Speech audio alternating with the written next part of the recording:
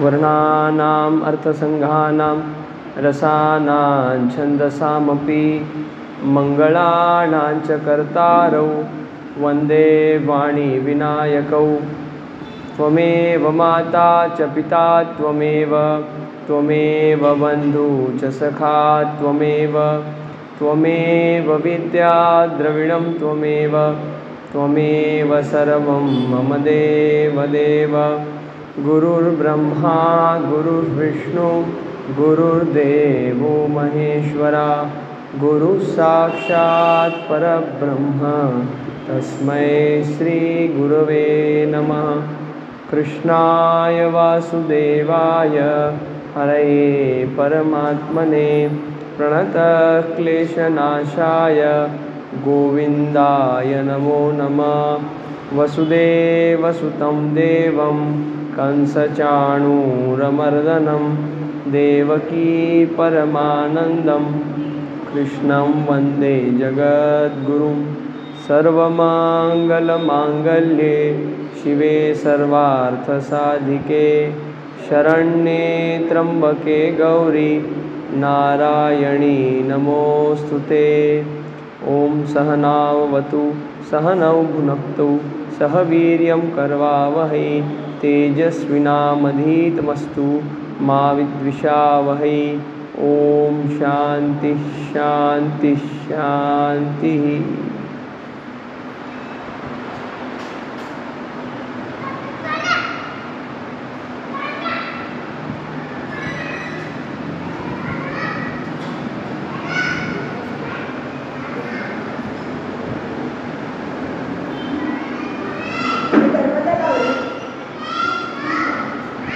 जय जय राम कृष्ण हरि जय जय राम कृष्ण हरि जय जय राम कृष्ण हरि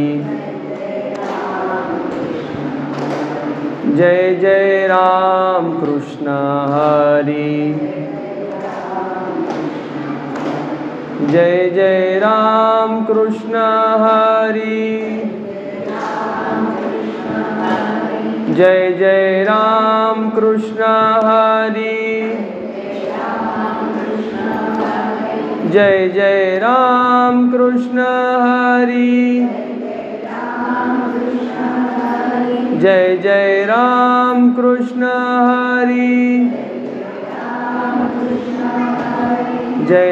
राम कृष्ण हरि जय जय राम कृष्ण हरि जय जय राम कृष्ण हरि जय जय राम कृष्ण हरि जय जय राम कृष्ण हरि जय जय राम कृष्ण हरि जय जय राम कृष्ण हरि जय जय राम कृष्ण हरि जय जय राम कृष्ण हरि। बोला पुंडलिक वरद श्री हरि विठ्ठल श्री ज्ञानदेव तुकाराम पंढरीनाथ भगवान की जय। अनंत कोटी ब्रह्मांड नायक भगवंताच्या अनंत कृपेने आपण सर्वजण एक अक्षय संकल्पाच्या अंतर्गत सत्संग वार्ता करण्याकरिता तिसऱ्या महिन्याच्या ह्या शेवटच्या बुधवारी आपल्या संकल्पित तिसऱ्या महिन्याच्या शेवटच्या बुधवारी एकत्रित जमलेलो आहोत। हे होणं हेच भगवंताची अनंत कृपा आपल्यावरती कायम आहे ह्याचं प्रमाण आहे। कारण जसजसं काळ पुढे जाणार आहे, जसजसं कलियुग ह्या वेळेच्या चक्रामध्ये प्रविष्ट होणार आहे, तसं तसं सत्संग वार्तेचं लोप होणार आहे असं आपण ऐकत आलेलो आहोत। आणि निस्वार्थ भावनेने एकत्रित होणारा सत्संग सोहळा हा कायम पार पडत आहे, हे स्वतःच ह्या गोष्टीचं प्रमाण आहे की भगवंताची आपल्यावरती अनंत कृपा कायम आहे. याच्या अंतर्गत आजचा आपला जो विषय आहे तो एकत्रित कुटुंब पद्धतीपासून विश्व बंधुत्वाकडे नेणारा म्हणजे वसुधैव कुटुंबकम ह्या संकल्पनेचा आहे. या आजच्या सत्राच्या विषयाकडे जेव्हा आपण पाहतो तर त्यात आपल्याला एकत्रित कुटुंब पद्धती हे सर्वांना ठाऊक आहे, पण वसुधैव कुटुंबकम हा जो दृष्टिकोन आहे तो कुठून आला तर आपल्याकडे संस्कृत भाषेमध्ये एक श्लोक आहे, अयम निजः परोवेती गणना लघुचेतसाम उदारचरितानां च वसुधैव कुटुंबकम. ह्याचा अर्थ काय?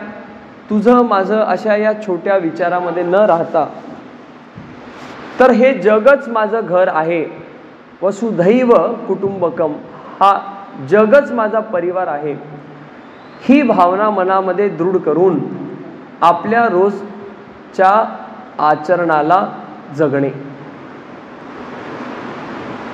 आता ही भावना कधी येऊ शकते? ह्या 21व्या शताब्दीमध्ये जिथे सगळेजण लक्ष्मीचीच पूजा करतात, नारायणाला तर कोणी विचारतच नाहीये, अशा या चढात ओढीच्या काय म्हणायचं त्याला कॉम्पिटिशनच्या जगामध्ये हा प्रश्न आहे की जो पैसा सोडून दुसऱ्या कोणाची पूजा करत नाही, स्वतःच्या मुलांना विचारत नाही, आई वडिलांना विचारत नाही, खूप नखरे करून ज्या बायकोला आणलं त्यालाही विचारत नाही, असा तो माणूस विश्व बंधुत्वाच्या विचाराचा कसा होणार आणि का होणार आणि का व्हायला पाहिजे, या काही प्रश्नांवरती आपण चर्चा करणार आहोत. आणि हा विचार भारतामधूनच का उगवतो? जगाच्या पाठीवरच्या 200 पेक्षा जादा देशांमधल्या संस्कृतींचा अभ्यास जर आपण केला तर असा विलक्षण विचार आपल्याला दुसऱ्या कुठल्याही देशाच्या संस्कृतीमध्ये दिसत नाही. तो या भारतवर्षामध्येच का आहे, याच्याबद्दल आज आपण थोडीशी चर्चा करणार आहोत. आजचा जो युग आहे त्या सगळ्याशी आपण सगळे परिचित आहात. माझ्यापेक्षा अनेक पटीने आपण सगळेजण अनुभवी आहात. तरी एक वैचारिक दृष्टिकोन देऊन आपल्या समोर ते सांगू इच्छित. अलीकडे आपण कॉन्व्हेंटच्या भानगडीत खूप पडलोय. मीही कॉन्व्हेंटचाच विद्यार्थी आहे. ह्याच्या 2 बाजू आहेत. एक बाजू अशी आहे, कशाला तिकडे टाकलं, with due respect to my school and all my teachers. आमच्याकडे क्रिसमस ही खूप चांगल्या पद्धतीने साजरा व्हायची, पण दिवाळीचं साजरीकरण माझ्या शाळेत मला कधी लक्षात आलं नाही. गणपतीला सुट्टी फक्त कलेक्टरने डिक्लेअर केली तरच भेटायची. गोपाळकाळा काय हा माझ्या शाळेत मला माहीतच नाही. मूळ मुद्दा असा आहे की हा कॉन्व्हेंट प्रकार कुठून आला? कारण संस्कृतच संस्कृतीची वाट आहे, दार आहे. इथे संस्कृतचं उद्दिष्ट भाषा आहे आणि एखाद्या स्थानाचं वैचारिक वैभव ही त्याची संस्कृती ठरवते आणि संस्कृती ही संस्कार आणि संस्कृतमधून आहे. मग या भाषेचं वैशिष्ट्य हे सगळं निराळा विषय आहे. दैव भाषा आहे ही. पण मूळ मुद्दा सांगायचा असा की सगळा जो घोटाळा आहे, सगळी जी गफलत आहे ती या भाषेवरून आहे. आणि कॉन्व्हेंटचा जो घोटाळा आहे, शब्द अनुपयुक्त असेल पण माझे भाव तुम्ही समजून घ्या, की हा जो सगळा ट्रेंड आहे तो इंग्रजी भाषेवरून आहे. मी मारवाडी परिवारातून येतो आणि आमच्याकडे माझ्या वयाचे ज्यांचे लग्न झालेत अथवा जे 5-10 वर्षांनी मोठे आहेत, त्या बहुतांश जणांना मारवाडी येत नाही किंवा येते पण ते फक्त हिंदीमध्ये बोलतात. आणि हिंदीमध्ये ते बोलतात आणि ते त्यांच्या मुलाला इंग्रजीतूनच बोलतात. What do you want, let's go, छोटे छोटे गोष्टी. हेच संस्कार त्या मुला मुलीवर होतात. बर, घरात तर हेच संस्कार होत आहेत, शाळेत ते पण कॉन्व्हेंटच आहे तिथे तर, आणि विद्युत गतीने हे संस्कार होत आहेत. ह्या सगळ्यामध्ये संस्कार आणि संस्कृतीचा मोठ्या प्रमाणामध्ये खोळंबा होत आहे. ह्याचा परिणाम खूपच ठासून सांगायचं झालं तर याचा दुष्परिणाम, आपल्याला आपली संस्कृतीच माहित नाही तर जीवन पद्धती आपली तशी कशी होणार आहे. when I know something then I can act accordingly. मला ती गोष्ट माहीतच नाही आहे, मला हे माहीतच नाही की ह्याला तांबा म्हणतात, कारण मी तर इमिटेशनची ज्वेलरी घालत आलो. सोन्याचे भाव 1 लाख रुपये झाले, आपण 1 लाख रुपयाचा आयफोन घेऊ पण 1 लाख रुपयाचं सुवर्ण घेऊन बायकोला देणार नाही, because she is not interested. कारण 16 शृंगार काय असतात ते तिला माहीतच नाही आहेत. तिला माहीत असले असतं तर ती नवऱ्याच्या मागे लागून लागून तिने घेतलं असतं, मला सगळे 16 शृंगारचे सगळे पदार्थ पाहिजे. ह्या सगळ्या चर्चेचा मूळ भाव एवढाच आहे की आपली भाषा बिघडली आहे, संस्कृत बिघडली आहे, संस्कृत भाषा ही बिघडली, आपली बिघडली, त्यामुळे आपली संस्कृती बिघडली आहे. आणि या संस्कृतीमधले अनेक असे सुंदर घटक आहेत, त्यातलं एक म्हणजे एकत्रित कुटुंब पद्धती.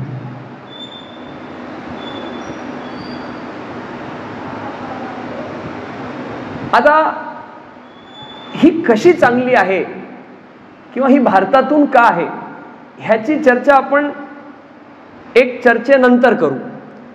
त्याची पार्श्वभूमी तुम्हाला सांगू इच्छिते. पाश्चात्मिक देशांमध्ये लग्न परंपरा ही नव्हतीच,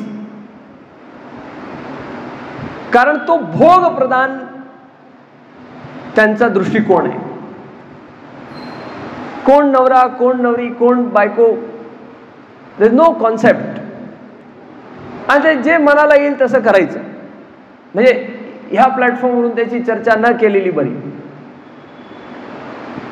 अशा पद्धतीने काय होणार आहे, भोग प्रधान असल्यामुळे फक्त तेवढंच त्यांचं कन्सर्न असायचं. आणि आज एक जण, उद्या दुसरं जण, परवा तिसरं जण, असं काही म्हणजे बाकी काही नाहीच. परिवार पद्धतीच नाही मुळात.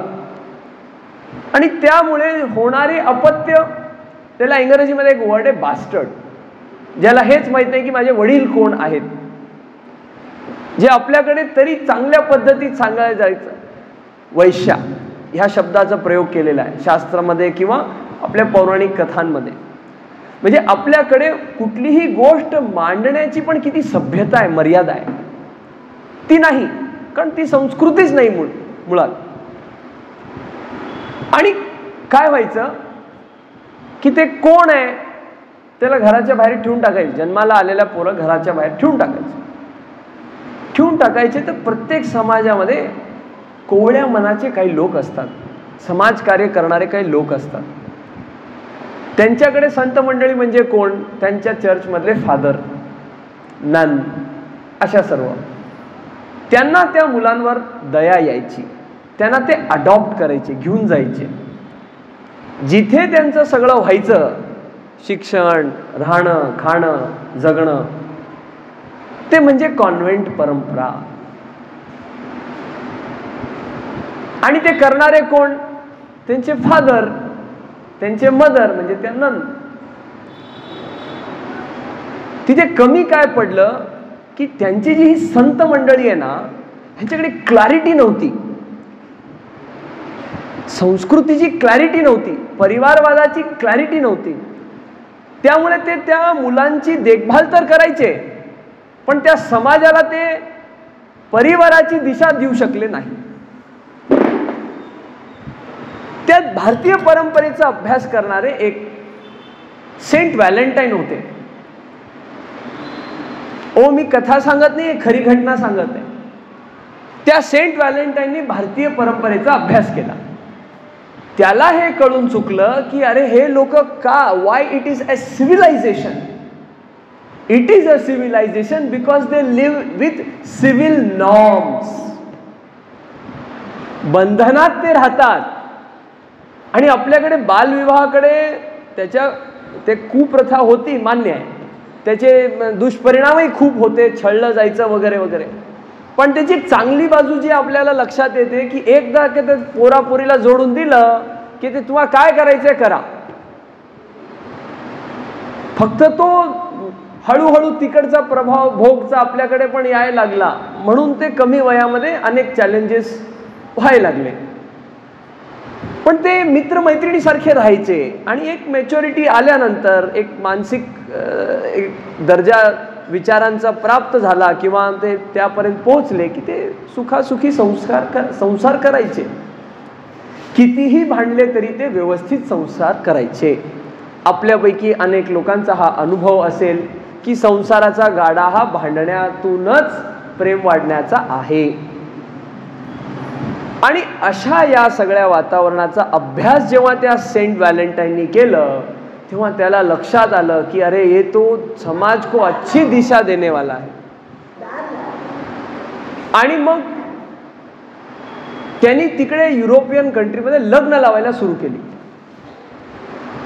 लग्न लावायला सुरू केल्यानंतर तिकडच्या राजाच्या भोग प्रधान बुद्धीचं क्रॉस झालं. त्याला मनाला वाटेल त्याच्यासोबत प्रतिक्रिया करण्यात बंधन आली. आणि मग त्या राजाने त्या सेंट व्हॅलेंटाईन वरती बंधन आणले, तुम्ही हे करायचं नाही. शेवटी तो एक संत होता, त्याला वाटायचं ना अरे माझ्या समाजाचं वाटोळ होत आहे, मी यांच्यासाठी काय चांगलं करू शकतो, ह्यांना मी पारिवारिक पद्धती कशी जोडू शकतो. आणि संबंधित रोग पण व्हायचे. तर ज्या लोकांना ह्यातून फायदा झाला, लग्न झाले, मुलं बाळ झाले, परिवारवाद सुरू झाला तिकडे, ते लोक खूप मानायचे त्याला. राजाचं काय ऐकत नव्हता तो. पण राजाला आला राग. आणि तेव्हा एकच होतं की जो बीच में आएगा उसको खतम कर दे. तर त्याला मारण्यात आलं जाहीरमध्ये, चौकात. तर ज्या लोकांना त्याचा फायदा झाला ना, तो दिवस ते व्हॅलेंटाईन्स डे म्हणून साजरा करायला सुरू केले. आता त्या व्हॅलेंटाईन महोदयांचं आणि भारतीय संस्कृतीचं माझ्या अल्पबुद्धीला तरी काही संबंध लक्षात येत नाही. तरी आपल्याकडच्या अनेक शिकलेल्या मंडळींचं आवडतं ते दिवस आहे आणि त्याला ते साजरा करतात. आणि ते तेवढं साजरा करतात. बाकी वर्षभर तू तुझ्या कामात, मी माझ्या कामात. एम्पॉवरमेंट ऑफ वुमन ही खूप चांगली गोष्ट आहे, वादच नाही. आणि भारतीय इतिहास अथवा भारतीय संस्कृतीच्या मध्ये याचे जेवढे दाखले भेटू शकतात तेवढे जगातल्या कुठल्या संस्कृतीत भेटू शकत नाही. सगळ्यात मोठं प्रमाण विद्या देणारी सरस्वती देवी, भोजनाची तृप्ती करून देणारी अन्नपूर्णा देवी, शक्तीचं स्वरूप काली देवी, धनाचं आशीर्वाद देणारी लक्ष्मी देवी, तुझा अमर सुहाग राहील ह्याचा आशीर्वाद देणारी पार्वती देवी. अशा सगळ्या देवींची परंपरा आहे, कुठल्या देवाची परंपरा नाही आहे.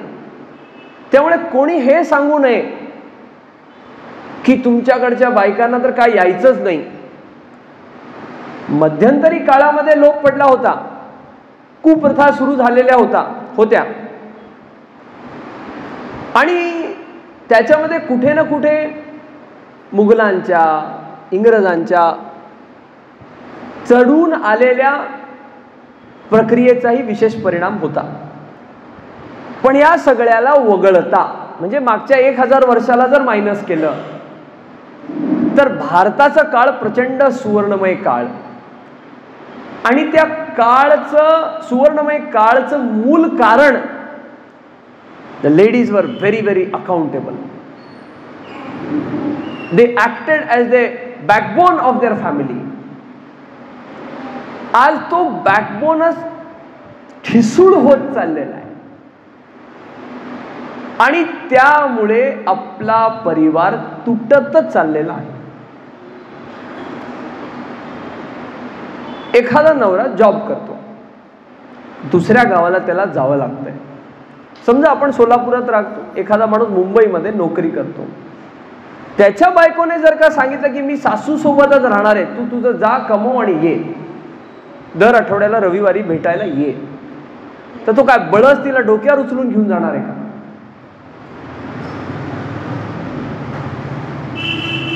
ह्याचं कारण काय?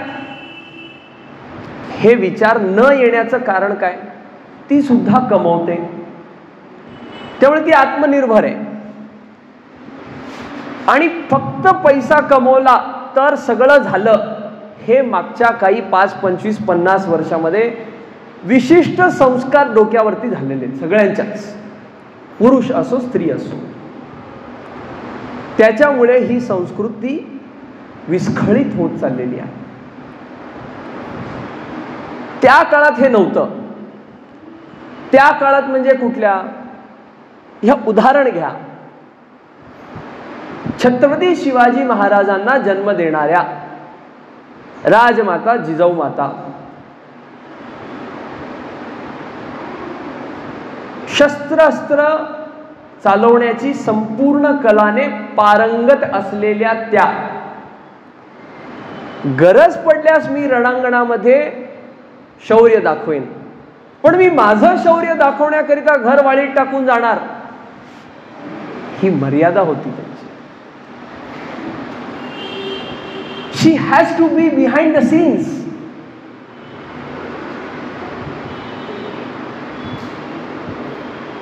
आणि कोणाला तरी हे केलं पाहिजे. सगळेच दात दाखवायला लागल्यावर मग खायचे दात कसं? पचन नाही होणार भोजनाचं. मागचे दात जे चावतात ना ते दिसत नाही तो, आणि ते जादा बलिष्ठ असतात. फाडणारे दात पुढचे असतात मान्य आहे, पण चावणारे तर मागचेच असतात. आणि ते चावण्याची प्रक्रिया गडबड झाली ना तर भोजन पचत नाही. पचत नाही तर 100 आजार होतात. परिवारांमध्ये पण अशा प्रकारचे वैचारिक मानसिक आजार होत आहेत. त्यात सगळ्यात मोठे डिप्रेशन.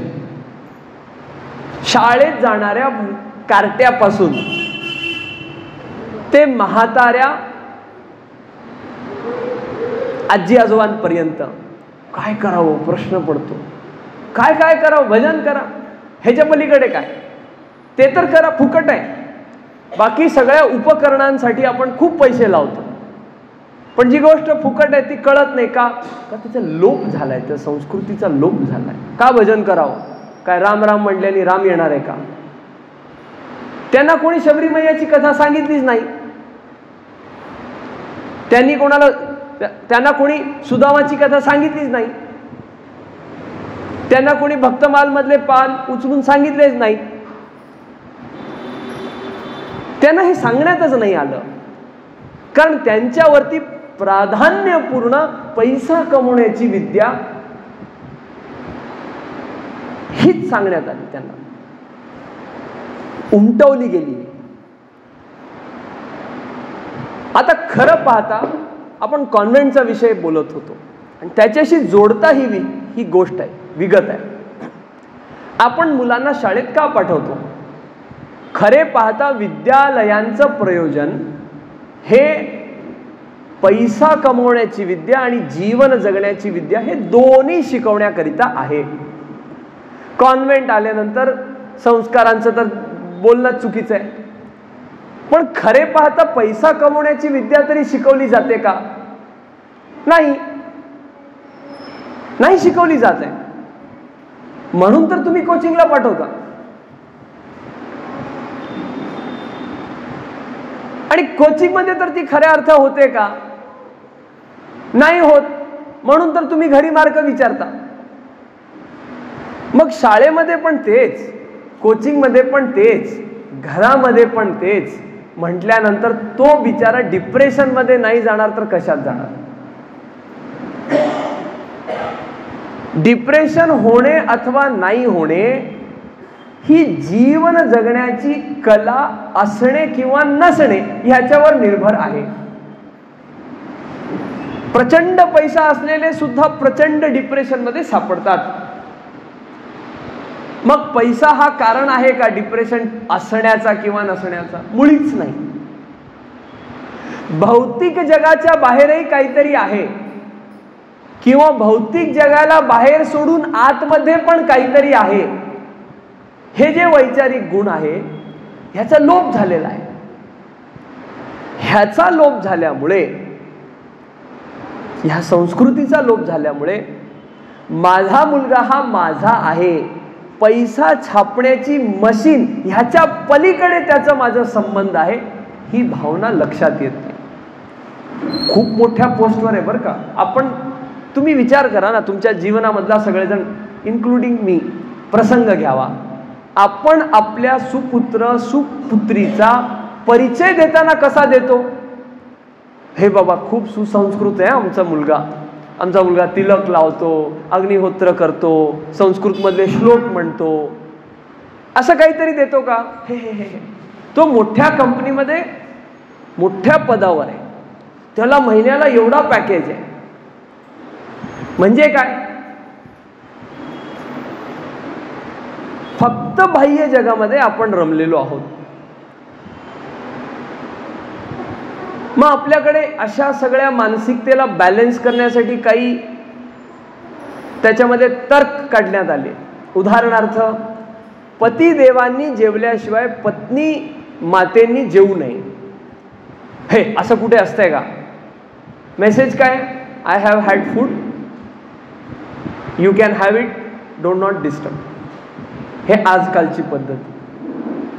पण जेव्हा तो ऑफिसमध्ये आहे, त्याची मीटिंग चालू आहे आणि त्याला ही बांधिलकी आहे की माझी बायको माझ्यासाठी भुकेजलेली आहे, मी जेवल्याशिवाय ती जेवणार नाहीये, तेवढा पेशन्स त्या बाईलाही पाहिजे आणि तेवढी भावना या नवऱ्यालाही पाहिजे. टाळी एका हाताने वाजत नाही. तू भुकेजलेली राहा, मी ते भज्या खाऊन मोकळा, असंही नकोय. तू भज्या खा नाही तर काहीतरी खा, मला भूक लागली, मी माझं जेवली आणि निघाली, असंही नकोय. मुळात परिवार ह्याची आवश्यकता काय? परिवार आपल्याला मौलिक सिद्धांतांशी जोडण्याचे एक सूत्र आहे. माणसाला माणूस म्हणून जगण्यासाठी जी बंधनांची आवश्यकता आहे ते म्हणजे परिवार आहे. खरं तर बंधन म्हटल्यानंतर मुक्तीला अडथळा, मी त्या मुक्तीचं बोलत नाहीये, लिमिटेशन्स, फ्रीडम ह्याच्याबद्दल बोलत आहे. मला माझे वडील विचारतात कुठे जातो? तुझ्या बापाने नाही विचारत का? बाहेरच्या माणसाने विचारत तुला कुठे जातो तू? आणि ते कटकट वाटते त्यांना. They don't want to be accountable to anyone and it is not their fault. आपलीच चूक आहे. आपण आपल्या आईवडिलांशी कसं बोलतो ते आपले पोरं पाहत असतात ना. आपण काय म्हणतो, बेटा ऑफिसमधून फोन आला तर सांगा पप्पा घरी नाहीये. तो बिचारा फोन उचलतो, हो पप्पांनी सांगितलंय की पप्पा घरी नाही. तो भोळा असतो, त्याला माहित नसतं. हो, तो खूप गोंडस असतो, तो खूप शहाणा असतो. तुम्ही त्याला तसं बनवलेलं आहे. तो बरं कुठल्या दिवशी हॉटेलला जाऊन खदडायला गेला, तुम्ही त्याला घेऊन गेलात ना. का? तुम्हाला घरी स्वयंपाक नकोय, नॉर्थ इंडियन नवरा, साऊथ इंडियन बायको, स्विगी झोमॅटोचं जेवण, ही पद्धती आपल्याकडे प्रचलित होत चाललेली आहे. संस्कृतींचं उद्ध्वस्तीकरण प्रचंड प्रमाणात चालू आहे या माध्यमातून, या फ्रीडमच्या, या एम्पॉवरमेंटच्या नावाखाली. स्त्रीचं लज्जा काय, भूषण काय असते? लज्जा असते. स्त्रीचं भूषण काय असते? लज्जा असते. आहे का हो? माणसाची मर्यादा काय असते? भगवान श्री, आपण या उदाहरणाचं आधी पण अवलोकन केलेलं आहे.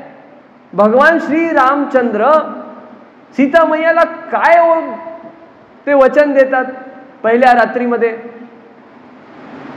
मी दुसऱ्या कोणाकडे पाहणारच नाही. हा लग्नाच्या आधी 100 लफडे केलेला असतो. मग तुम्ही त्याला काय सांगणार आहे?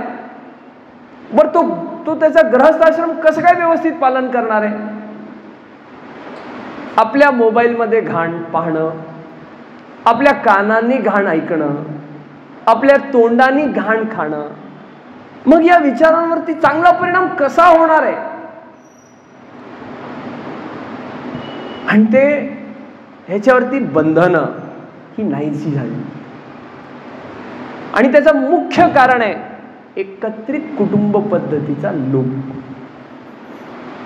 कामधंद्याच्या पाठी मागे कुत्र्यासारखं पळत सुटल्यामुळे कुत्रा जेवण करून समाधानी झोपतो, पण आपण झोपत नाही. ही परिस्थिती आजची आहे.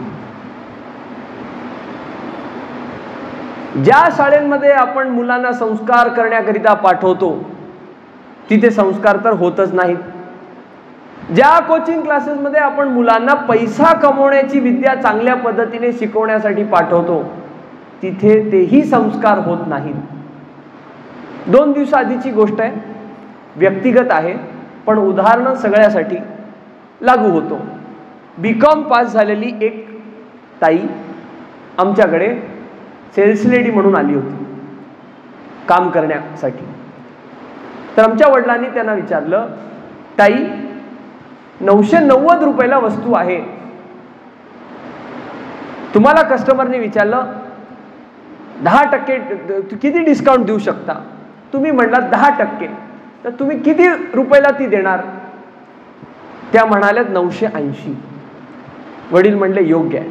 10% आणि 10 रुपये मधला फरक जर का एक ग्रॅज्युएट झालेल्या व्यक्तीला माहीत नसेल तर मग कोचिंग क्लासेसमध्ये भेटणारी ही विद्या खऱ्या अर्थाने भेटत आहे का फक्त सिनेमा हॉल मधलीच विद्या भेटत? आणि एकदा का ते आपण पैसे भरले, पाठवलं, आपलं काम झालं, कधी त्या वडिलांना वाटतं का हो की माझ्या मुलाला घेऊन बसावं, मी विचारावं त्याला, काय शिकतो रे तू? एक व्हॉट्सअपवरती फिरता फिरता एक जोक आला होता. तो मुलगा त्याच्या आईला विचारतो, who is this Sunday visiting guest every Sunday in our house? म्हणजे हा रविवारीच फक्त घरी येणारा कोण आहे? कोण नात्यातला आहे का? ते वडील असतात. हा शाळेला 8 वाजता जातो तेव्हा ह्यांची सकाळच होत नाही. हे ऑफिसला 10, 11, 12ला जातात. तो बिचारा येतो, त्याचं दिनचर्या संपवतो, 10 वाजता झोपतो. ह्याचे वडील 12 वाजता येतात. तर त्याला माहीतच नाही हा कोण. म्हणजे कुठल्या अर्थाने? वैचारिक अर्थाने. हे तर माहीतच आहे ना, हे माझा बाप आहे म्हणून, पण वैचारिक अर्थाने त्याला माहीतच नाही. इथे लोप आहे. आणि काय झालंय, काळ बराच गेलाय. 2 पिढ्या गेलेत बरं का, 2 पिढ्या. आत्ताची जी आजी आजोबांची जी पिढी आहे ना, 60च्या वरची, ते बहुतांश परिवार एकत्र राहत नाही.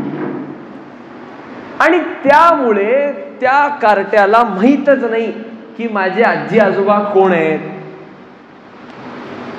आईकडचे पण ग्रँडमदर, वडिलांकडचे पण ग्रँडमदर, आईकडचे पण ग्रँडफादर, वडिलांकडचे पण grandfather. My granny has come. मी त्याला विचारतो विच साइडेड, मॅटर्नल और पैटर्नल? क्योंकि ये मेरी दादी है और ये मेरी नानी है, हे सांगतच नाही. मग हे काम कोणाचं आहे? म्हणून आपल्याला एकत्रित यावं लागतं. संस्कार केंद्रांची आवश्यकता आहे. कारण वडिलांना वेळ नाहीये, आईला वेळ नाहीये. आता त्यांना तर बदलू शकत नाही, कारण ती बंजर खेती झालेली आहे. ते बिचार आमचं फर्टाईल लँड आहे, छोटंसं कार्टी. त्यांना सांगण्याची आवश्यकता आहे. मग त्यांना कसं, बाबा आमच्याकडे पाठव, आम्ही सांगू. बालसंस्कार केंद्र आपल्याला माहिती आहे, अनेक आहेत, म्हणजे छोट्यापासून मोठ्यापर्यंत. सुट्टींमध्ये आम्हाला स्वामी विवेकानंद केंद्राच्या त्या शिबिरामध्ये पाठवलं जायचं बरं का. जा 10 दिवस काहीतरी शिकून ये. ते शिबिर होतात का हो? नाही. I am watching web series in my holidays. अद्भुत. त्यामुळे बाहेरच्या जगाच्या पलीकडे पण काहीतरी आतलं जग एक आहे, हे पहिलं आपल्याला मानण्याची आवश्यकता आहे, वाचण्याची आवश्यकता, समजण्याची आवश्यकता आहे. हे वैचारिक स्तर भारताकडे होतं म्हणून भारत आहे. आणि हे पाश्चात्मिक देशाकडे नव्हतं म्हणून ते पाश्चात्मिक देश आहे. हे योग प्रधान आहे आणि ते भोग प्रधान आहे. त्याचं मूल कारणच हे आहे. आपल्याकडे पण अणुबद्दल माहिती देणारे, पिलव बद्दल माहिती देणारे महर्षी कनाड होते. आणि electron, proton, neutron, Dalton, Thomas Dalton आणि ते हायझनबर्ग, सगळे म्हणजे अगदी कुठपर्यंत फिजिक्सचे प्रिन्सिपल सांगणारे त्यांच्याकडे लोक होते. क्वांटम फिजिक्स सांगणारा अल्बर्ट आइन्स्टाईन त्यांच्याकडे होता. आपल्याकडे टेलिपॅथीची कॉन्सेप्ट होती. मी मंत्र बोलतो आणि दुसरीकडे जातोय. हे काय? हे टेलिपॅथीच आहे ना, हे टेलिपोर्टेशनच आहे ना. पण त्याला ती भाषा ती भेटली ना. म्हणजे दुसऱ्याच्या ताटातलं तर नेहमीच आपल्याला चांगलं वाटतं, आपण किती काही खात असलो तरी. आणि त्यामुळे हे गडबड झाली. आपल्याला फरकच लक्षात येत नाही. मागच्या काही दिवसांमध्ये भारताच्या अनेक प्रांतांमध्ये जाण्याचा अवसर आला. सगळीकडे इडली डोसा भेटतो, सगळीकडे बटर पनीर मसाला भेटतो. मग वैशिष्ट्य कुठे राहिलं? दक्षिणला गेल्यानंतर पोंगल भेटलं पाहिजे, इडली डोसा दक्षिणमध्येच भेटलं पाहिजे, पंजाबी डिश उत्तर भारताचं भेटलं पाहिजे, महाराष्ट्रात आलं तर महाराष्ट्रीयन थाळी भेटली पाहिजे. सगळीकडे सगळं भेटल्यामुळे सगळा गोंधळ झालेला आहे. आणि ह्याला कारणीभूत आपणच, कारण आपण विचारच करत नाहीये. मग आपण काय करतो? स्ट्रेस रिलीव्ह होण्यासाठी मेडिटेशन करतो. त्याचाही बाजार करण्यामध्ये अनेक लोक पुढाकार घेण्यात त्यांच्याकडून आलेला आहे. एका ठिकाणी बसून 10 मिनिटं विचार करण्याची आवश्यकता आहे की मी काय करतोय, मी का करतोय, कोणासाठी करतोय. खूप संपत्ती कमवता हो तुम्ही, पण तुम्हाला विचारणारच तुमच्या बाजूला बसणारा कोण नसेल तर काय उपयोग आहे? ते विचारतात, माहितीये काय विचारतात? लग्नाच्या तुमच्या घरामध्ये डस्टबिन किती विचारतात. थक्कच झालो मी. त्वमेव काय म्हणायचं, मातृदेवो भव पितृदेवो भवच्या संस्कृतीमध्ये डस्टबिन मोजण्यात यायला लागले. ही विकृतीची पराकाष्ठा नाहीये तर काय आपल्या संस्कृतीमध्ये?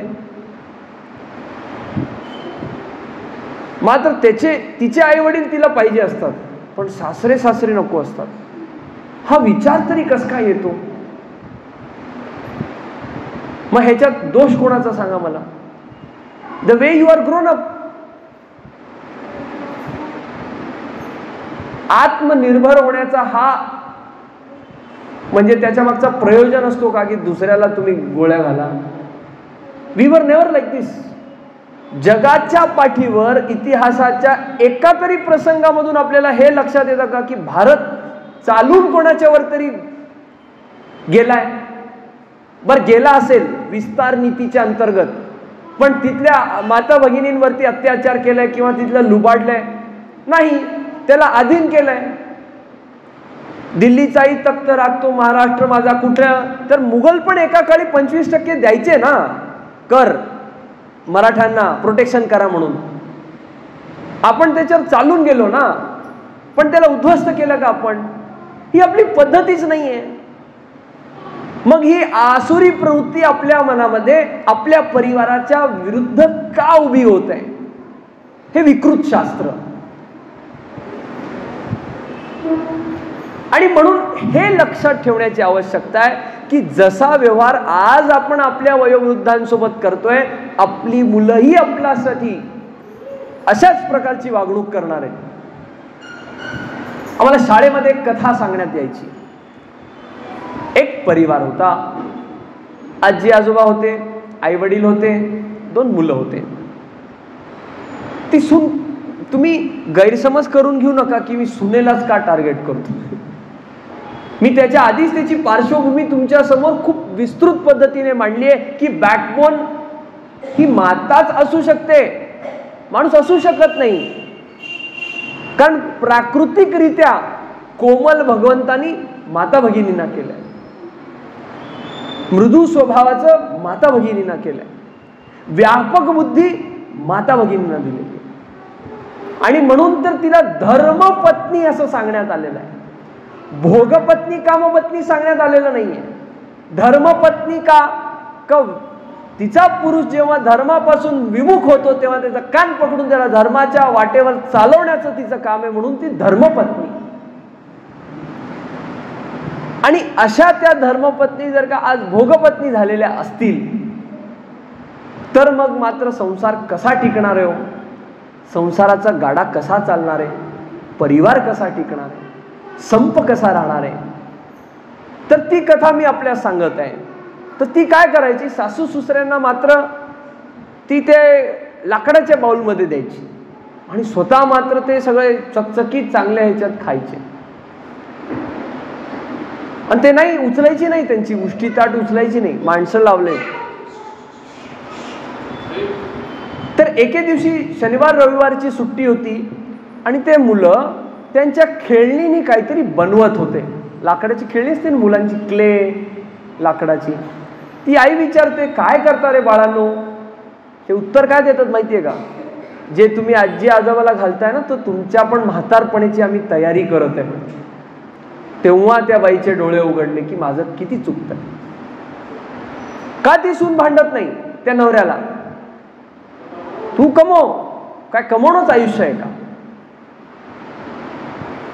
भौतिक सुखाच्या पलीकडे सुद्धा आयुष्य आहे. हीच मूलभूत गोष्ट आहे एकत्रित कुटुंब पद्धतीची.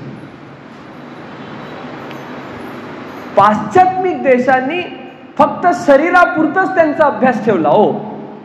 त्याच्या आत्मजे जे सूक्ष्म आत्मा असतो ना, तिथपर्यंत ते पोहोचलेच नाही. ते तर खूप लांबचं झालं, भावनेपर्यंत सुद्धा ते पोहोचले नाही, त्या मनापर्यंत सुद्धा ते पोहोचले नाही. आणि हा वैचारिक दर्शन आपल्याला कोणी दिलाय? तर आपल्याकडे प्रखर अशी संत मंडळी झालेली आहे. हा दर्शनशास्त्र आपल्याला देणारे कोण आहेत? झाडाच्या खाली राहणारे, पर्णकुटीमध्ये राहणारे, जंगलामधले कंदमूल खाऊन जगणारे, विनास्वार्थ असलेले, ज्यांनी आपल्याला हे शास्त्र भेट केलेले तसे आपले संत मंडळी. कुठल्या मोठ्या विमानात फिरत नव्हते ते, कुठल्या मोठ्या कॉम्प्लेक्स मध्ये जगत नव्हते ते, कोणी त्यांना कोट्यावधीचं महिन्याचा पगार देत नव्हता की त्यांनी बळच हा रिसर्च करावा आणि लोकांना थोतांड सांगावा. नाही नाही नाही नाही.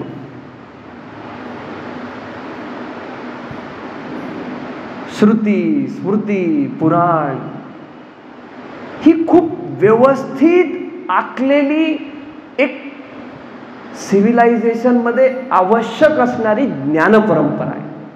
आणि त्यालाच या बावळटांनी विस्कृत केलं. इंग्रज आल्यानंतर त्यांनी पहिला बिल काय पास केला तिकडे पार्लमेंटमध्ये? वैदिक परंपरा नष्टभ्रष्ट केलं. मग ज्या गोष्टीसाठी तुम्ही तुमच्या कार्ट्याला त्या शाळेत पाठवत होते, विद्यालय, विद्या आलय, मग ते विद्यालय नष्टभ्रष्ट केल्यामुळे संस्कार संस्कृती कुठे राहणार आहे? बरं घरामध्ये राहत होतं. किती लोकांना माहिती आहे 16 संस्कार काय असतात? किती लोकांना माहिती आहे 16 शृंगार काय असतात? बांगडी घालायला सुद्धा लाज वाटते, तिलक लावायला सुद्धा लाज वाटते, जनेऊ धारण करणं सुद्धा लाज वाटते, नागडं फिरायला लाज वाटत नाही लोकांना. आणि मी तुम्हाला खरं सांगतो, अच्छा ग्रॅज्युएशन आणि पोस्ट ग्रॅज्युएशनच्या महाविद्यालयांमध्ये जर आपण गेलात ना, अंगावर काटे येतील आपल्यास, घिन्न वाटेल, घिन्न अशा प्रकारची प्रचिती व्यर्थ गोष्टींना भेटत आहे. त्याचं कारण संस्कारहीन परंपरा. संस्कारहीन परंपरा, त्याचं मूल पाया कशाचं आहे? संस्कार मूल पाया कशाचा आहे? एकत्रित कुटुंब पद्धती. म्हणून असे प्रयोग करण्यात येत आहे. काय? बालगृह आणि वृद्धालय एकत्रित. तुम्ही जावा ना कमवायला दोघे नवरा नवरी, कोण नाही म्हणताय, पण त्या कार्ट्याला डे केअर सेंटर मध्ये पाठवण्याशिवाय आजी आजोबांकडे ठेवा ना. त्याचा अनुभवाचा वारसा त्याला भेटणार, त्याला प्रेम भेटणार, त्याला माया भेटणार. दुधापेक्षा साईची जादा महिमा असते नाही का? ते कळतच नाही, मग मरते डिप्रेशन मध्ये. अँटी डिप्रेशन ट्रीटमेंट चालू आहे, छान. मी तर मानत नाही. तुम्ही विचार करावा आणि तुमचं मन ठीक नाही झालं तर सांगा. तुमचा मन तुमच्यावरती अधिपत्य गाजवते म्हणजे तुम्ही कोण हो? विचार करण्याची आवश्यकता आहे. त्याला नातेच माहित नाही. हम दो हमारे दो, त्याच्यापेक्षा हम दो हमारे एक चाललंय, ते पण नको आहे. बघा, मला तसं सांगण्याचं काही अधिकार नाहीच आहे, पण मला इथे बोलायला सगळी सूट आहे म्हणून मी तुम्हाला सांगून टाकतो. लग्न करायचं असेल ना, योग्य त्या वेळेमध्ये करायला पाहिजे. हिने लग्न करणार 30-32 वयात, मुलं बाळ होणार 2-4 वर्षात. ते 10वीत असते ना तेव्हा हे रिटायर झालेले असतात. वेड्यासारखं कमवतात, भरपूर खपवतात. मग ते नातू पुढचं ते बघायचं तर लईच लांब, त्याचं लग्न सुद्धा होत नाही. मग मला सांगा, ते पुढच्या जनरेशनला आजी आजोबा कुठनं भेटणार आहे? तो करायचं असेल तर व्यवस्थित करा ना. नाटकं कशाला करता एवढी? शिकलेला पाहिजे, त्याच्या डिग्रीशी लग्न करणारा. पैसेवाला पाहिजे, त्याच्या पैशाशी लग्न करणारा. सुसंस्कृत आहे का नाही याचं कोण बघत नाही. What do you do? I am an engineer. What do you do? I am a doctor. वा, म्हणजे प्रोफेशन आणि व्यक्ती हिची सांगड घालण्यात आली आहे. Profession is just a part of life. जोपर्यंत हे समाजाच्या बुद्धीमध्ये बिंबवलं जाणार नाही तोपर्यंत काहीही होऊ शकत नाही. ह्याच्यासाठी परिवाराची आवश्यकता आहे. समर्थ रामदास स्वामी महाराज दासबोध मध्ये वर्णन करतात, समजदार लोकांचे काय लक्षण आहेत, मूर्खांचे काय लक्षण आहेत आणि शिकलेल्या मूर्खांचे काय लक्षण आहे. एवढ्या वर्षांना, एवढ्या 2-3 शताब्दी आधी त्यांचं, 3-4 शताब्दी आधी त्यांचं हे अभ्यास आहे भारत भ्रमण नंतरचं. हे सब झूठ है, हे काय तत्वज्ञान नाही आहे, ह्याचं खंडन करणारी मंडळी होणार आहे हे तेव्हा त्यांनी सांगितलेलं आहे. बाळाचे पाय पाळण्यात दिसतातच, तोपर्यंत इंग्रजांची ये जा झाली, सुरूच झाली होती. दारुगोळेवाले तिकडे होतेच, पोर्तुगाल. आणि म्हणून विचार करण्याची आवश्यकता आहे. आपण ते नाही खात जे आपल्याला खायचं आहे, आपण ते खातो जे बाजाराला विकायचं आहे. सर्वरित्या बरं का, वैचारिक सुद्धा. किती गोष्टी आपण सर्च करतो आणि किती गोष्टी फक्त फॉरवर्ड करतो, विचार करण्याचा विषय आहे. एकत्रित कुटुंब पद्धती थोडक्यात तुम्हाला सांगतो. आजी आजोबाची माया, भेटणारी शिस्त, आई वडिलांच्या डोक्याचा ताप झालेला, कमी झालेला ताप, प्रत्येक गोष्टीचं वय असतं ना. आपल्याकडे 4 वर्ण आहेत वर्णाश्रमामध्ये.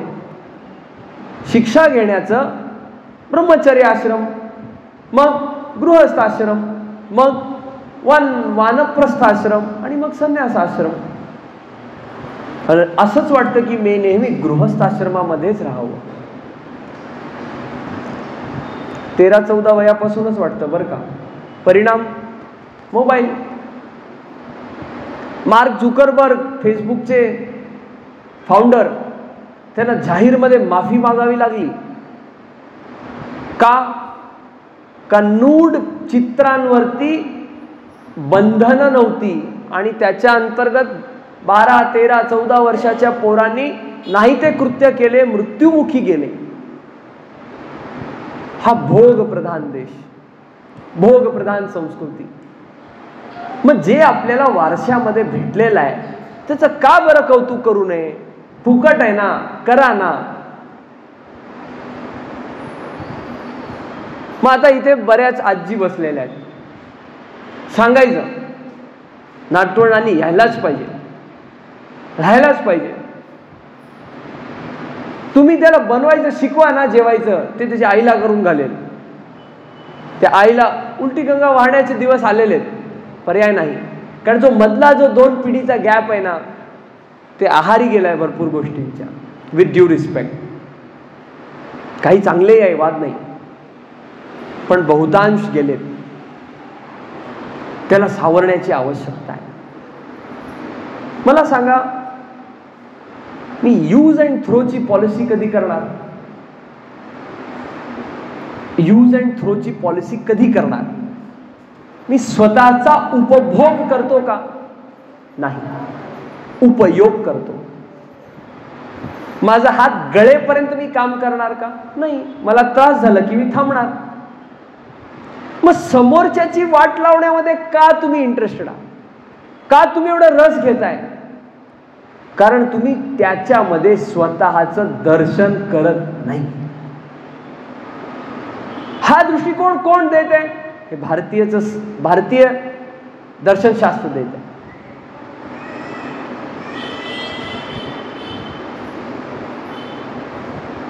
प्रत्येक प्राणी मात्रामध्ये भगवंताचं अंश आहे हे सांगणारी फक्त ही भारतीय परंपरा आहे. म्हणून आपण स्वतःच्या पलीकडे पण स्वतःला पाहत आलो आणि म्हणून वसुधैव कुटुंबकम शक्य आहे. ज्ञानेश्वर माऊलींनी काय सांगितलंय? हे विश्वची माझे घर आहे. समर्थ रामदास स्वामी महाराज काय सांगतात? चिंता करतो मी विश्वाची. इथे स्वतःची करत नाहीये माणूस. तर तो का हा दृष्टिकोन असू शकतो? तेवढं वैचारिक स्तर पण पाहिजे ना. मी माझा याच्या पलीकडे जेव्हा विचार होणार तेव्हाच हे शक्य आहे. आणि हे का शक्य आहे? कारण आमच्याकडे ही शिदोरी आहे तत्वज्ञानाची. प्रत्येकामध्ये आम्ही दर्शन करतो त्या ज्ञानोबाचा, त्या तुकोबाचा, त्या पंढरीनाथाचा. आणि म्हणून त्या वारीमध्ये सगळे एकमेकाला नमस्कार करतात ना. मोठा असो, छोटा असो, पैसेवाला असो, बिना पैसेवाला असो. भारतीय मूलची असलेली कोणतीही परंपरा उचला. गुरुद्वारामध्ये का तो BMW मधला उतरलेला माणूस जातो आणि सगळ्याची बुटं साफ करतो आणि त्याला देतो? का तो ही सेवा करतो? लंगरमध्ये का सगळेजण सेवा करतात? भांडे का सगळेजण घासतात? मग आपण असलं काही प्रयोजन करतो का सांगा मला? हे जायचं नाही, हे करायचं नाही.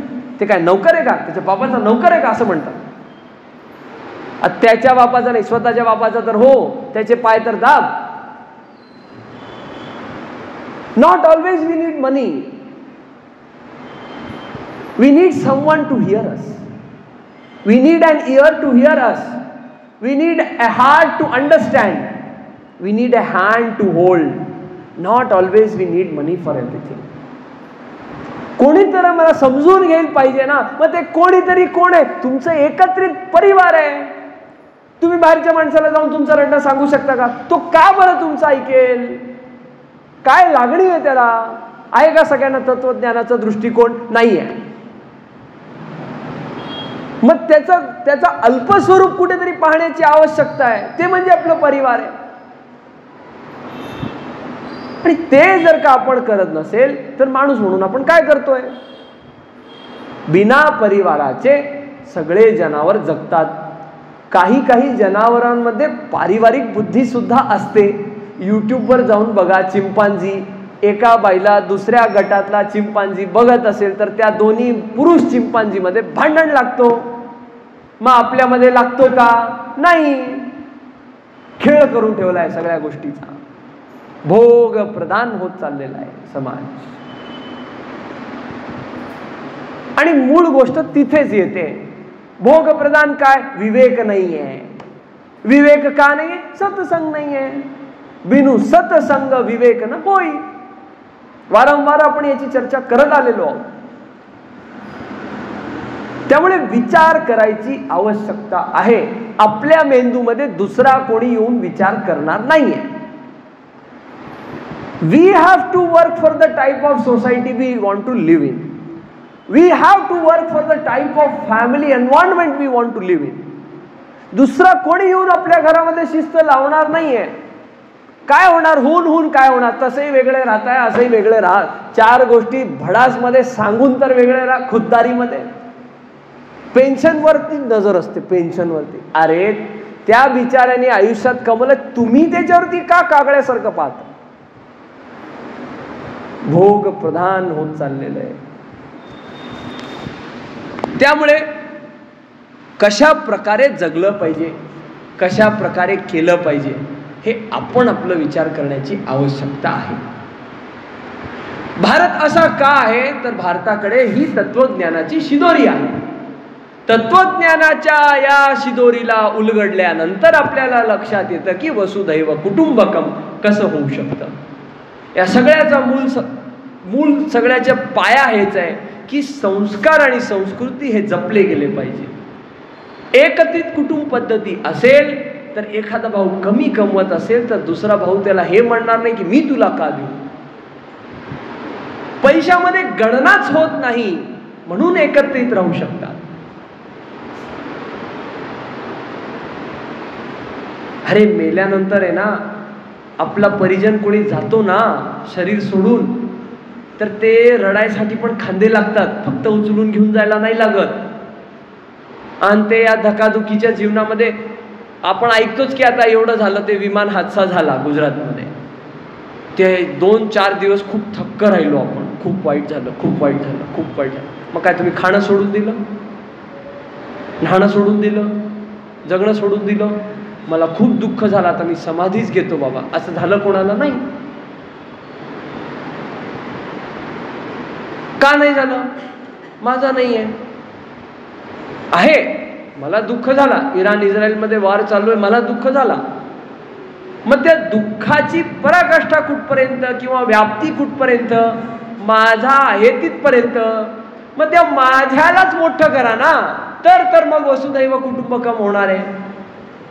जगामध्ये गाजलेल्या सगळ्या मूर्तिमंत उदाहरणांचं एकमेव मूल हेच आहे की ममत्वाची जेवढी व्याप्ती त्यांनी वाढवलेली आहे तितकं आनंद त्यांना झालेला आहे.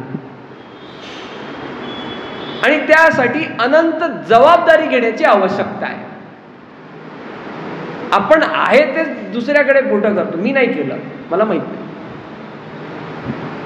जोपर्यंत अनलिमिटेड रिस्पॉन्सिबिलिटी आपण घेणार नाही तोपर्यंत अनलिमिटेड ब्लिस आपल्याला भेटणार नाही.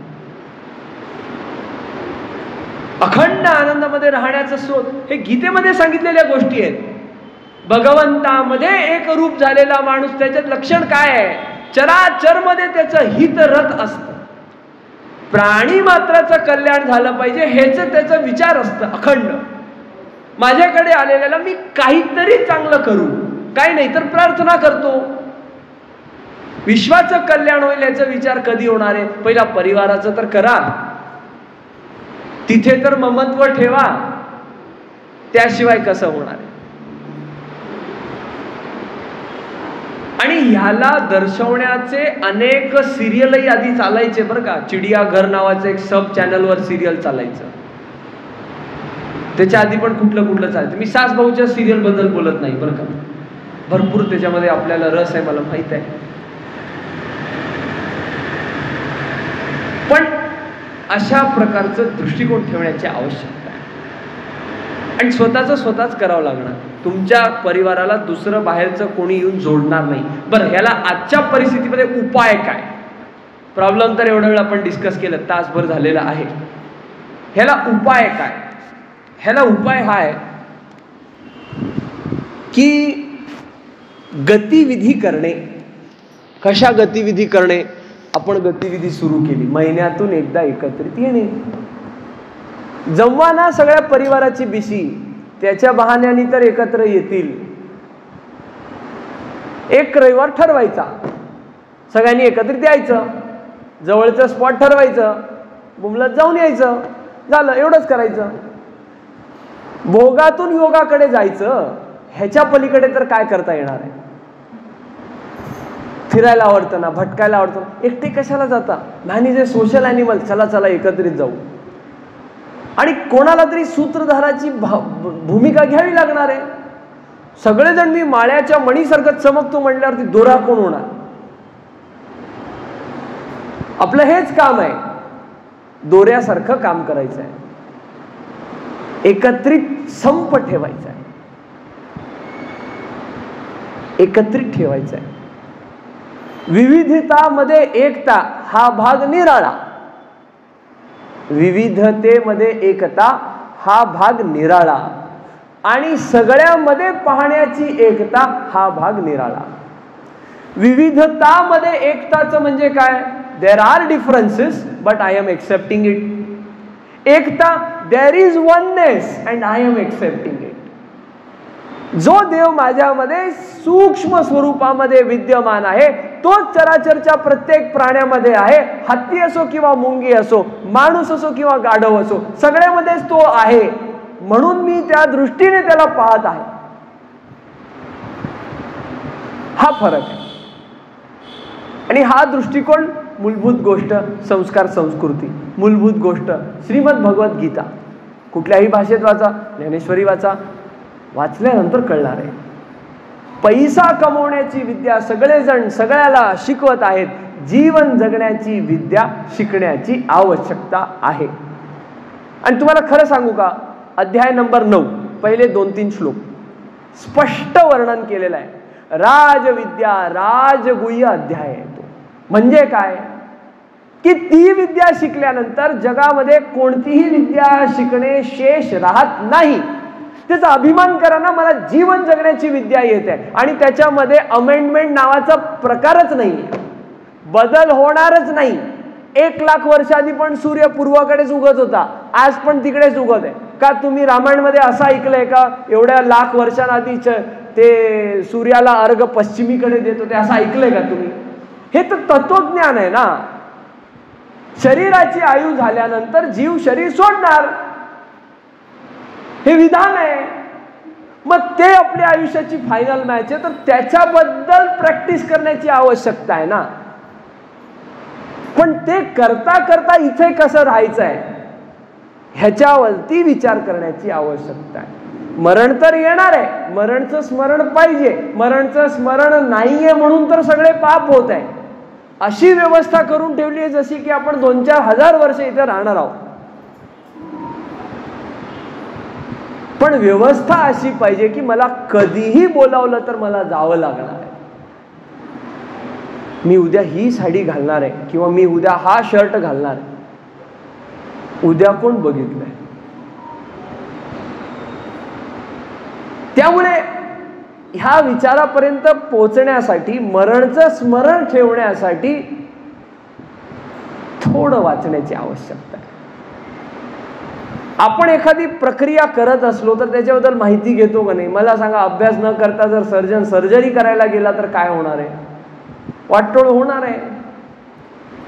इन्व्हेस्टमेंट टिप्स न घेतल्याशिवाय, माहिती न काढल्याशिवाय एखादा पैसे गुंतवत असेल तर खड्ड्यात बुडणार आहे. तर ह्या सुंदर कृत्रिम अशा भेटलेल्या बाहेरच्या, कृत्रिम का तर हा खरा नाहीच आहे ना, हा नाहीच आहे असं समजण्यासाठी त्याची माहिती घेण्याची आवश्यकता आहे. आज 20 वर्ष झाले, 40 वर्ष झाले, कोणाला 60 वर्ष झाले. आता तर माहिती घ्या आणि त्याच्यामध्ये संप याची आवश्यकता आहे, सिव्हिलायझेशनची आवश्यकता आहे. आपण जनावर नाही, आपण माणसं आहोत. माणसाला पक्ष्यासारखं उडता येतंय, माशासारखं पोहता येतंय, पण माणसाला माणसासारखं जगता येते का, हे अटलजींचे वाक्य तुमच्या समोर सांगत आहे. ते नाही येते म्हणून सारे कलह आहे, कलह आहे म्हणून शांती नाही आहे. संवेदनशीलता जागृत करून शांतीचा मार्ग गाठायचा. आजच्या सगळ्या चर्चा सत्राचा एका वाक्यामध्ये, संवेदनशीलता कशी जागृत होणार, एकत्रित कुटुंब पद्धती आणि विश्वशांती कसं, विश्व बांधुत्य. मला सांगा, इराणला जर वाटलं असं अरे इस्रायल माझा भाऊ आहे ना, ते बॉम्बबाजी केला असता का? वर्चस्व दाखवण्याची भांडण. घरात पण तेच आहे ना, तेच आहे. So charity begins at home, charity begins at home, घरातून सुरू होतं. तर ह्या सगळ्या सोबत मला असं वाटतं की थोडा आज शब्दांचा अतिरेक झाला आहे, पण मला मला माहीत आहे आणि त्याशिवाय मजाही येत नाही. असं हरे राम हरे कृष्ण या मर्यादेमध्ये बोलल्यानंतर मला नाही वाटत की आपल्यापैकी कोणी जागे राहून ऐकाल. त्यामुळे या सगळ्यांचं अतिरेक जरी झाला तरी क्षमा प्रार्थी आहे. आणि छोट्या छोट्या गोष्टी आपण करू शकतो. आपल्या आजी आजोबांची आपल्याला ते कहाणी सांगायची झोपताना, पंचतंत्र सांगायचे, त्याचा लोप झालाय ना. माझ्यामध्ये डिसिप्लिन असं नियम लिहिलं आणि त्याला रोज फळ्यावर 100 वेळा लिही असं म्हणण्याने डिसिप्लिन येत नाही, मर्यादा येत नाही, खरे बोलणं येत नाही. ते सांगावं लागतं. कशा पद्धतीने स्टोरी लक्षात राहते. नचिकेताची स्टोरी सांगायला पाहिजे आणि त्याच्यासाठी आजी आजोबा एकत्र राहायला पाहिजे, म्हणजे एकत्रित कुटुंब पद्धती पाहिजे. तर या सगळ्यावरती निश्चित विचार करा. सांगून तर बघा, तू आमच्याकडे नाही येत ना, चल आम्ही तुमच्याकडे येतो. काही काय आम्ही गावाकडेच राहणार. अरे जावा ना त्याच्याकडे, 2 महिने इकडे 2 महिने तिकडे, काय फरक पडतोय तुम्हाला? काय नाही म्हणते का ते? तुम्ही थोडं काम करा, काय फरक पडणार? जेवढं होतं तेवढं करा.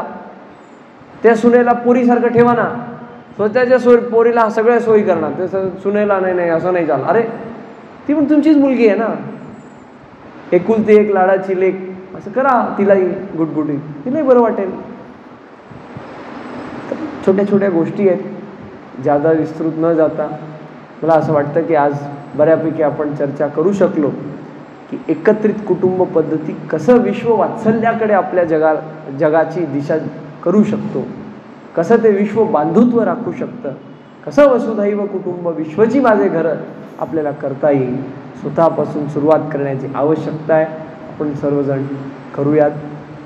हरिनामाचं सत्संग करता परिवाराचा मोल आपल्याला शिकवणाऱ्या अशा भगवान श्री राम यांचं एक मिनिटासाठी भजन करूया आणि आजच्या सत्संग सभेला विराम करूया.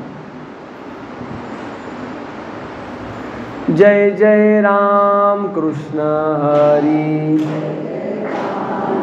राम कृष्ण हरी सगळे आले बरं का.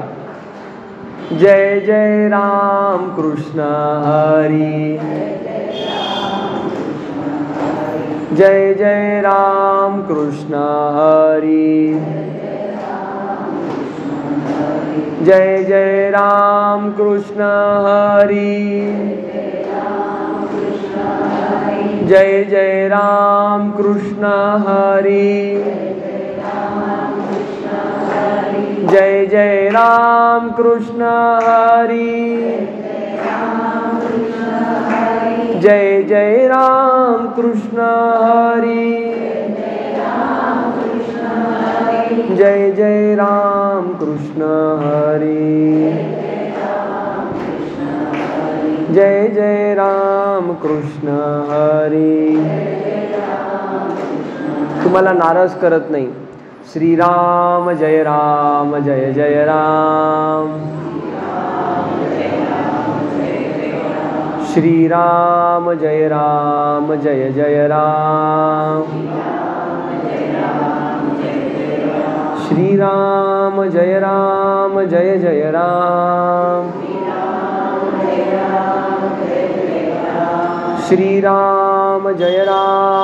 जय राम, श्रीराम जय जय राम, श्रीराम जय जय राम।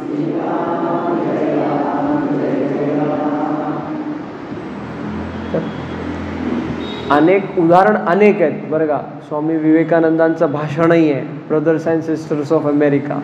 हे कुठून आलं आहे तर भारताच्या दर्शनशास्त्रामधूनच आलेलं आहे, भारताच्या विश्व वात्सल्याच्या भूमिकेतूनच आलेलं आहे. त्यामुळे पण अल्पकाळ असल्यामुळे जे सुचतं ते होतं, आणि जे होतं ते भगवंताच्या इच्छेने होतं आणि चांगलं होतं. या भावनेने आज विराम करूयात. रामकृष्ण हरी.